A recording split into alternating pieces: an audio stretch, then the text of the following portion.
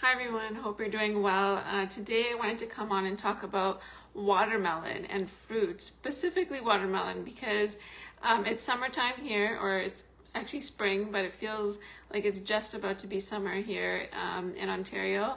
And watermelon has been in the grocery store. So we picked up some watermelon this weekend and we cut it open. First of all, picking a watermelon is very technical, and I was trying my best to get the best watermelon, but the one that we opened up wasn't as ripe as I hoped it would be.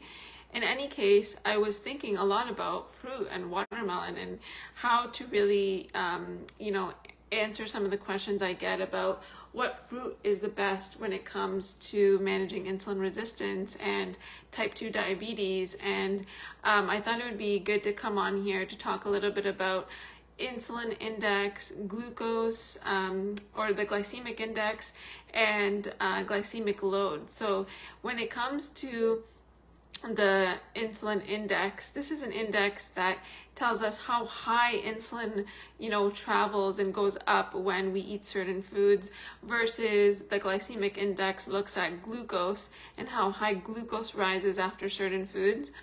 And I really want to emphasize that insulin index isn't really talked about a lot, but it can actually really impact insulin resistance.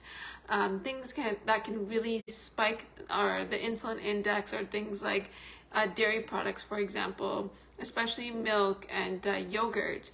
Yogurt has been as high as white bread in terms of how high it can increase insulin. And we know women with PCOS, we make more insulin in response to glucose than other women. And so that can further impact insulin resistance. Now, when we're looking at the glycemic index, this is how high glucose rises after certain foods, and it doesn't really matter the amount of food that we're eating, it's just a matter of how high it goes. So when we're looking at watermelon on the glycemic index, it's going to be pretty high because it's made up of mostly glucose and water. But when we look at the glycemic load of the watermelon, we're looking at the amount, a specific amount, a serving size, specifically one serving size. How much does glucose rise based on that serving size? And because it's made up of mostly water, the glycemic load is actually lower. So eating like a little bit of watermelon won't actually really impact your blood sugar levels.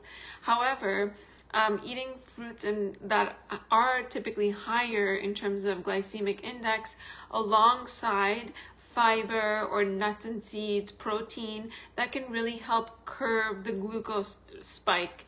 So for example, if you are going to try some watermelon, maybe have it with some fats, maybe some nut butters or nuts and seeds, and then on top of that, maybe even putting it in a salad, because that will help the salads, green vegetables, all the fiber in there can help stabilize that massive rise in blood sugar.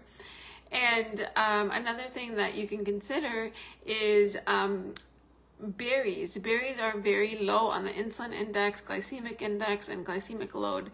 And so it doesn't really do much to glucose levels in the body. So berries are actually a really great opportunity to eat certain fruit that won't really necessarily impact your blood sugar as much. It's berry season here, so blueberries, blackberries, strawberries, raspberries, all of those can be really helpful if you're looking for something in terms of a fruit and you don't want to interrupt or disrupt your glucose in terms of that.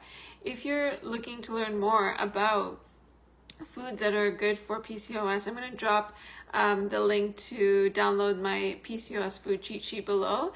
And I'm really hoping that you will join me on June 14th. I'm going to be talking about 3 ways to rethink your PCOS.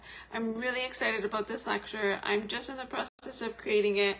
Worked a lot on it yesterday, and tonight I'm going to work on it a little bit more, and I can't wait to share it with you all. I am launching a course on PCOS, so I would love for you to join it.